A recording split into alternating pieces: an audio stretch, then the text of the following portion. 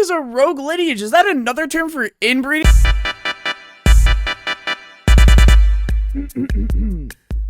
Back in the day when I was a wee Gerbert, as some would say, I was watching a YouTube video when my friend called me and introduced me to this game called Rogue Lineage. Rogue had a very unique feature to where... Hey, can you guess the feature? Can you guess what the feature what I'm talking about? I bet you can't. Permadeath! Woohoo! Yeah! The game also has like little to no hand holding, so if you're planning on like holding hands in game, I'd look somewhere else. So Rogue technically had permadeath, but not really. You see, in Rogue you were given 3 lives, so it was technically permanent death, but the game seemed interesting with a small player base in comparison to other games on the platform at the time. I waited until I got my monthly allowance and then I bought the game. When I spawned in, I wandered around for like 20 minutes trying to figure out what to do, and then when I went to Alt Tab to look at what I should have been doing, I might have been kidnapped, robbed, and also tortured by some guy breaking my legs every 10 seconds. But I was having fun. Yeah, I was having fun. But I was so intrigued by how many systems were in the game that weren't just meant to kill somebody. Some of them are actually made to impact players' progression. Injuries such as leg breaking, insanity, and stuff that actually made you question the consequences if you were gonna enter a fight or not. The game had a system of alignment. Think of it as Rogue Lineage's karma. So let's say I was roaming around in Sentinel and I see a scroom. Hypothetically, I don't like scrooms very much, so I engage in combat with said scroom. As the scroom falls to his knees, I have the option to spare him or kill him, and I kill him. The game will recognize that action and my character will become chaotic. A lot of classes in this game depend on chaotic and orderly alignment to be acquired. Depending on what alignment you were, also you couldn't enter certain places on the map, which made it kind of safe in some areas. Kinda. Rogue also invented a new type of Roblox combat, introducing hit stun that only lasted a few milliseconds, making them easy to break out of if the person you were fighting wasn't an individual that knew how to combo you more than they knew how to take a shower. I'm talking to you, macro demons. You know who you are! Anyways, combat was so diverse not only because of its originality, but also its genius of the endgame. Artifacts were a system that impacted any fight, from having an amulet that could make you dodge anything after being attacked with certain spells, to having a stone that would make you cast any spell correctly. It was insane how diverse these treasures were at the time. Also, having unique lore to back all of their existences, which made them even more intriguing. Not only were they insanely powerful, they were also crazy rare. Finding an artifact could take you weeks depending on how dedicated you were to finding one. Months if you weren't even lucky. It also made the game fun after finishing your build, because once you were done, you had something to grind for that was basically just a large-scale power-up. When people who played Rogue talk about it, they'll tell you how much time they spent fighting certain houses or how long they spent trying to get a certain spell on their mage. But the impact this game had on Roblox was beyond belief. I look at some games now and I see small intricate things like temperature, class-based combat, and stuff that if I went on about it, we'd be here for a lot longer than we should be. So, what were my opinions on Rogue Lineage? It was a game changer. I might not have spent as much time on it as others, but I loved the game. I still have fond memories of playing with my friends and participating in ganks like everyone else. But what I loved about the game was the world. Everything had an explanation to it. The lore in Rogue Lineage was so intricate, I remember watching videos from Voxus back in the day, and telling all of my friends how artifacts were created and what they were. Rogue was the first game to, in my opinion, try to build a world that actually had a meaning on the platform. And to this day, it still gives you a reason to play it.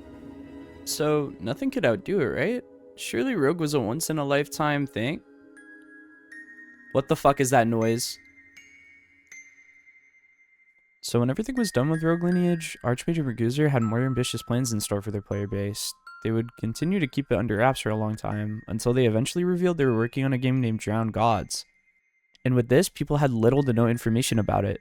People began to put their predictions on the game and what it was going to be. Some were saying it was going to be a sequel to Rogue Lineage, or a whole other game completely.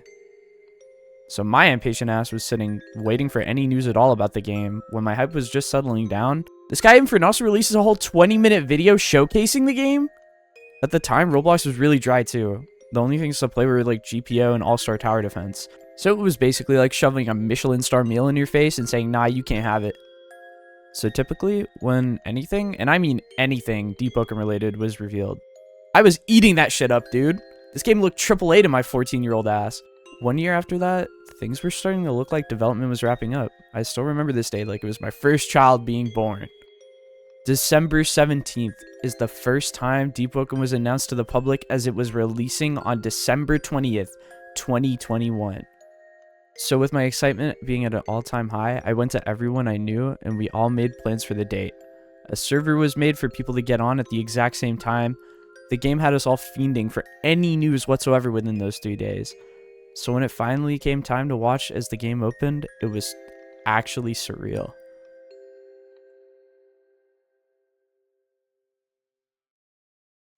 The minute the game was released, I remember creating my character and spawning in as a Felonor. Running around for like 20 minutes talking to NPCs, learning about random stuff I had zero clue about, and then finally figuring out how to spawn a ship. The game had a genuine feeling of discover your own path, as you knew literally nothing about the game. Finally exploring the ocean was such a fun thing to do.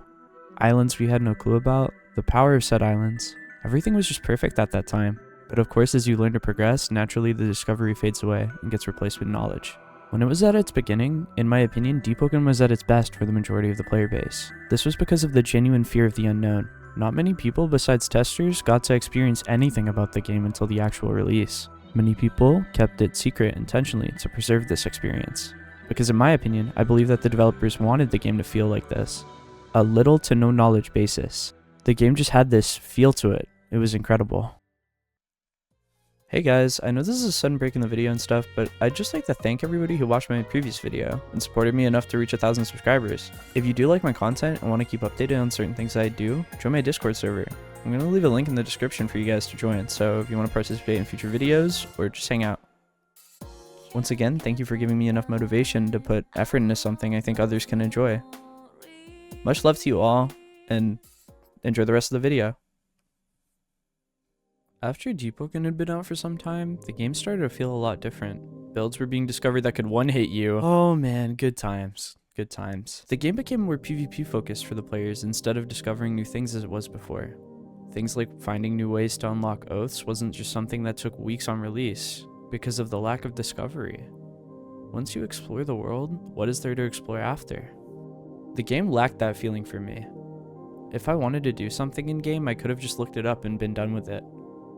But I wasn't satisfied with that, as were a lot of other players at the time. For me, Deepwoken was something when I first played it, I was so captured by the world and story, I spent hours with my friends just exploring new areas and stuff. The game had mechanics like no other game on the platform at the time, but what it excelled in was its combat. Like its predecessor Rogue Lineage, Deepwoken had completely changed Roblox combat once more. Instead of stun combat, they introduced posture and parry, replicating systems from Souls-like games like Sekiro Shadows Die Twice. They made a system where, depending on your skill and not your combos or anything like that, you had a high possibility to be able to win any fight, even if you were fighting 3-on-1 or just one guy that was a higher power than you. This was a brand new thing on the platform at the time, but if you look at games like Type Soul, Runeslayer, which is recently popping off, and many other games I probably can't think of, these games have been inspired by Deepwoken, and without it, I think Roblox would have taken a lot longer to revolutionize. I think this was the right choice for combat in the game, and I think the game wouldn't have been a success without it. So even after release, Deepwoken has kept at it with weekly updates that they still do to this day. Small content patches were fun to do, events like Deepwoken continued to push content out until their first ever official major update.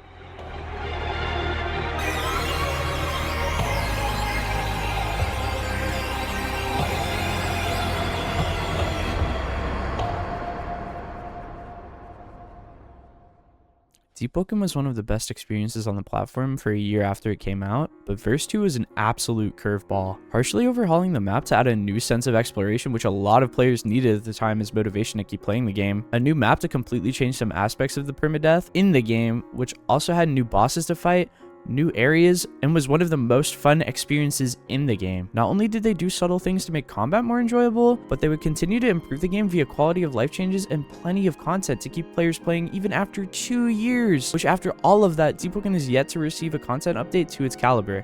This update is what brought a lot more people to the game that still play it today as one of their main games. The game has 5,000 players despite not receiving a major content patch in almost 3 years now. And I still hop on Deepwoken and I'll play it for weeks on end with my friends because to this day, its gameplay loop on this platform is second to none. You could do almost anything to level up in Deepwoken. I've literally seen somebody fish their way to max level back in the day. But what matters is that the innovation that this game brought Roblox is seriously never going to be forgotten. So why do I believe these games completely changed Roblox? The roguelike genre has been a thing in games for a very long time. Games like dungeon crawlers take a huge inspiration off of this with adding a risk of losing your progress in something, which can impact the player's mental view of the game significantly. Rogue Lineage was the first Roblox game to bring that to the front page standard on the platform, and made Roblox home to many other games that wanted to adapt the standard on Roblox. Not only have they done this for half a decade, but they've continued to innovate the genre in their own way, giving birth to new ideas that make some players consider Deepwoken to be its own game on Roblox that people come to play for purely that reason. Deepwoken did what Rogue Lineage couldn't. Rogue lacked replayability. There was a linear line to progression where after you finished it, everything was PvP centered, which although a lot of people liked it at the time, it needed to sustain itself as a game, not a PvP battleground. Deepwoken's focus on PvE and PvP gives anyone a chance to give a new shot at a challenge, or just any kind of progression that involves some new tech. Also subtle things that could just impact your build altogether, which was a lot more diverse than Rogue's classes. Monad Studios has done so much for the platform that I'd argue is some of the core systems on most RPGs on Roblox. And to this day, I see their core systems as some of the most uniquely crafted in the Roblox industry. Once again, thank you for taking your time to watch me yap for like 10 minutes about LEGO games. If you like video essay content, let me know what you want to see next. And if you want to keep updated, just join the Discord. Anyways, it's been real. Peace out.